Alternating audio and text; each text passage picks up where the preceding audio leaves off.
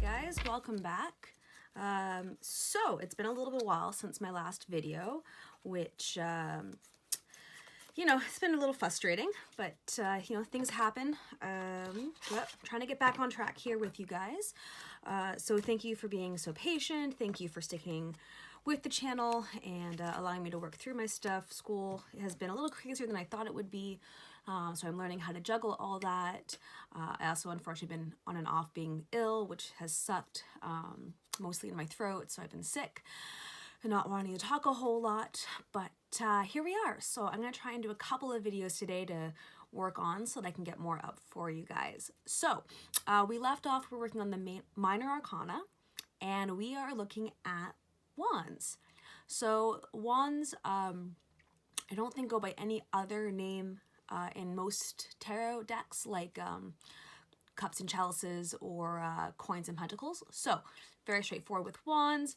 In the magical sense, a wand is a piece of wood that has been shaped and customized for directing energy in magical works. And in the tarot cards, wands is a representation of creativity, enthusiasm, and energy. So that's what a lot of these cards will look like. Again, I will have pictures of them somewhere up near me so you can see the cards as I talk about them. I also have them with me in my hand so that I have them for reference while I'm working through this. So let's get started. The Ace of Wands. So this is a hand holding a wand up in the sky. There's some cloud around it. And this is new beginnings, ideas, and opportunities. One could suggest the hand could be the hand of God, depending on your religious belief or affiliation, some sort of creator figure. But even that could be you, because you are the one who starts new things, you get your ideas rolling. So, but a creator nonetheless. Number two of wands, is a man holding one wand with another beside him. He has what looks like a globe in his hand, and he's looking out from a high place to the land in front of him. And this represents progress and discovery. So this is someone who could be mapping out, who has discovered something new. Think the early European explorers, I guess. Although, colonization was a thing. But yes, discovery. So 3 of wands, we have yet another man.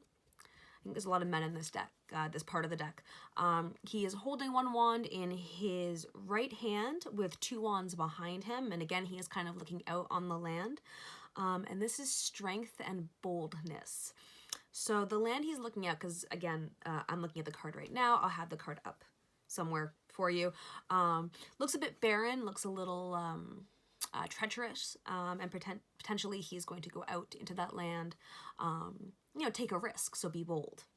The 4 of wands is 4 wands that are holding up sort of a decorative wreath with people celebrating in the background.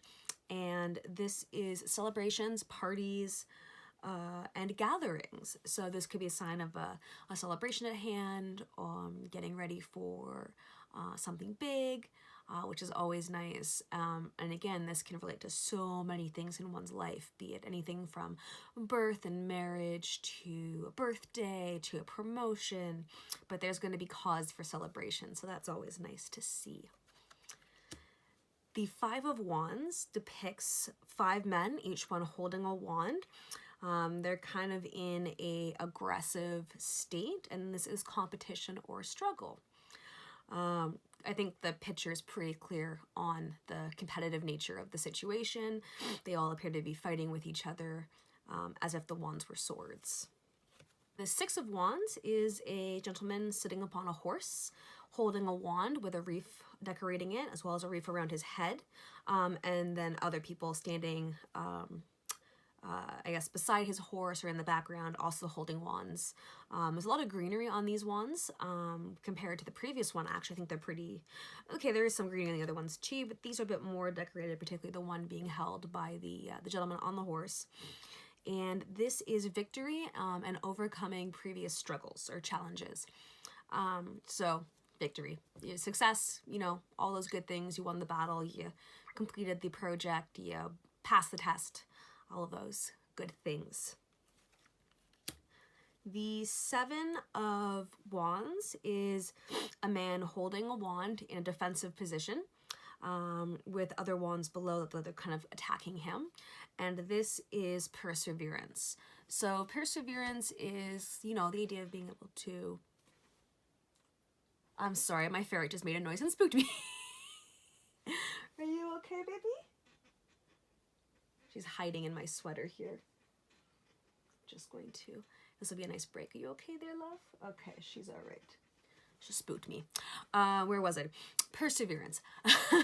Perseverance is being able to kind of push through the hard stuff, being able to, you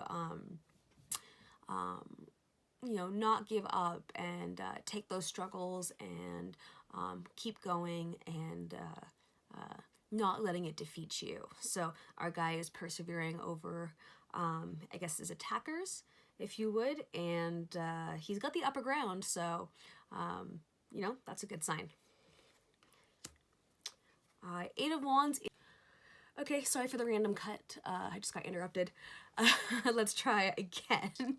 It's gonna be fun to edit. So we are at 8. We are at the 8 of Wands. In this card, we have 8 wands that are lying horizontally, but are in kind of a vertical order in the sky above the ground. You can actually see the land below them.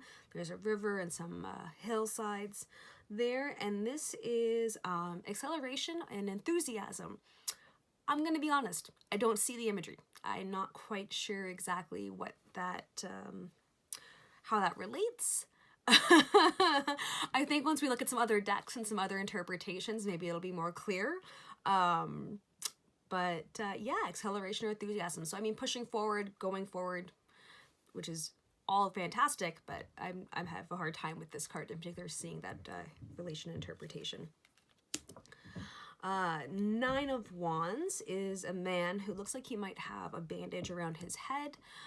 Perhaps he came back from war or a fight and required some medical attention. He's kind of leaning on his wand, and there are 8 wands behind him, and he kind of looks at them with a sense of distrust on his face on there. And this is overcoming challenges and things paying off. So it's possible that he's been struggling against some forces, which could be represented in the 8 wands that are behind him. But he is succeeding. He is beating the odds, and he's getting through there. So it's a good outcome, although the picture looks a little sad and a little negative, but definitely a good one. Then we have our 10 of Wands. Here we have a young man carrying a bundle of wands, 10 of them.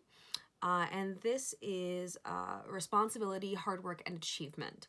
So we know it's important that when we have something that has to get done, that we're responsible and we get it done. But also that in that hard work, in that sacrifice, there's achievement. So we know that when we put in the work, when we do what we have to do, there's a reward for it.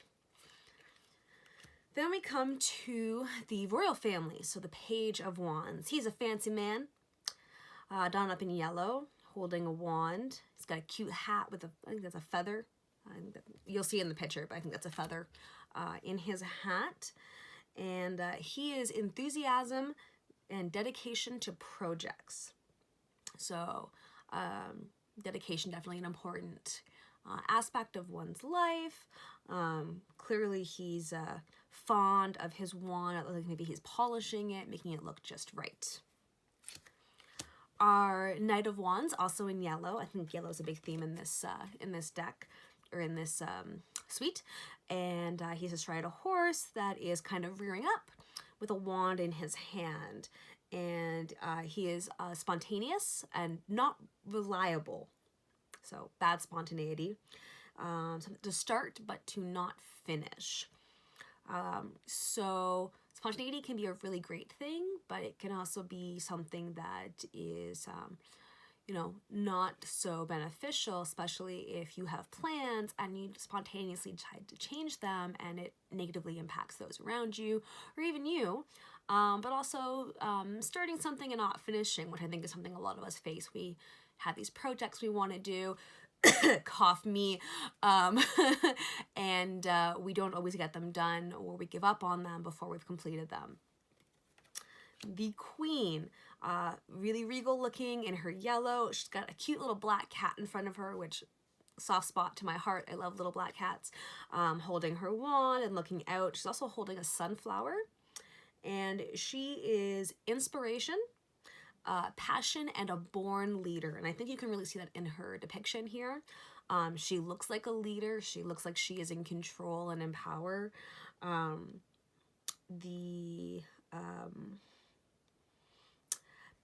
Passion and inspiration I find hard in this picture. I think sunflowers might have something to do with that. I will have to look up the symbolism of that flower more to really understand that. And that'll come when we start doing actual readings. But definitely the born leader, I see it right there. And then finally, our King of Wands, in yellow, draped to his side is his cloak, holding his wand, and he's looking out, a little bit stern, I think, in there. And he is energy, inspiration, enthusiasm, and passion. I think the energy and the inspiration and passion kind of come from his hand on the side there. It looks like it's kind of about to move upward into an action. Like maybe he's going to jump out of his seat, which would also denote energy, because it feels like there's movement in this card that's about to happen. So that is Wands. Quick little video there, nice and dirty. And like I said, I'm going to try and shoot a couple more videos before I have to head off to work, and get them up for you. We actually only have one suite left, I think, which is Swords. And then from there, we're going to start doing some sample readings. I'm going to do a couple of my own for myself personally. And then we will